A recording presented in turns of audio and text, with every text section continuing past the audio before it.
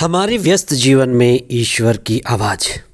हमारा जीवन एक साधना है और साधना में गुरु सिखाता है कि हम अपनी ऊर्जा को, शक्ति को, ध्यान को किस तरह से सार्थकता में लगाएं और व्यर्थता से बचें, उनकी संगति में रहें और आध्यात्मिक चेतना की ऊंचाई पाएं।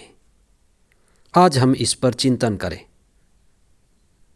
दूसरा सामान्य सप्ताह 24 जनवरी 2025 शुक्रवार। पहला पाठ इब्रानियों के नाम पत्र अध्याय 8 पद संख्याएं 6 से 13। संत मार्कुस का सुसमाचार अध्याय 3 पद संख्याएं 13 से 19 तक। बालू पर घर बनाना और चट्टान पर घर बनाना, इसमें कितना बड़ा फर्क है। चट्टान यानी सत्य, जो असली है, जो आत्मा केंद्रित है, चेतना और अमरता पर बना हुआ। ईसा ने जो आध्यात्मिक क्रांति की शुरुआत की, तो वे अपने शिष्यों को बुलाए। उससे पहले वे स्वयं पर्वत पर गए। यह एक संकेत है।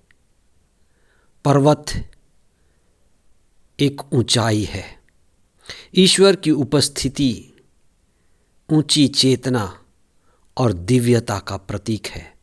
उन्होंने शिष्यों को बुलाने से पहले प्रार्थना किया और शिष्यों को ईश्वर की उपस्थिति का अनुभव मिला।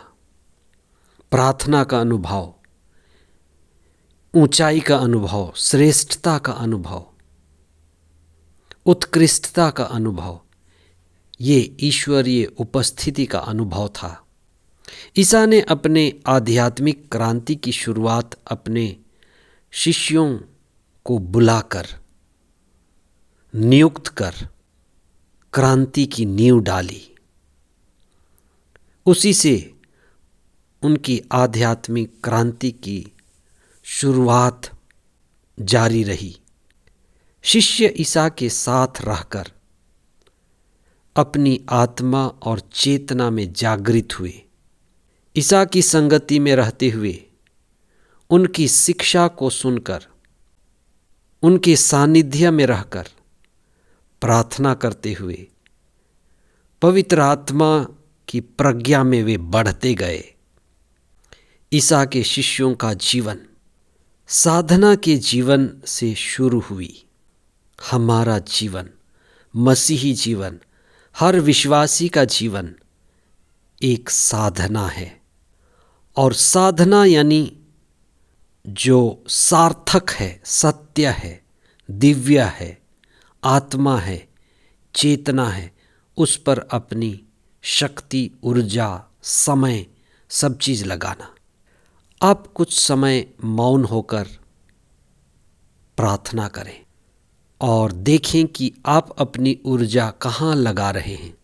शास्त्रों को पढ़ने, उनको समझने और अपनी चेतना और अपने अंदर जो भी गुण है, आशीर्वाद है, कृपा है, उसको सार्थक दिशा में संचालित करने के लिए पवित्र आत्मा से प्रार्थना। जैसे जैसे हम साधना की एक ऊंचाई पाते हैं, सार्थक काम, सार्थक विचार, सार्थक सोच, सार्थक जीवन, एक आनंदमय जीवन का अनुभव मिलता है और व्यर्थता घटती जाती है। ईसा के शिष्यों के जीवन में भी यही हुआ।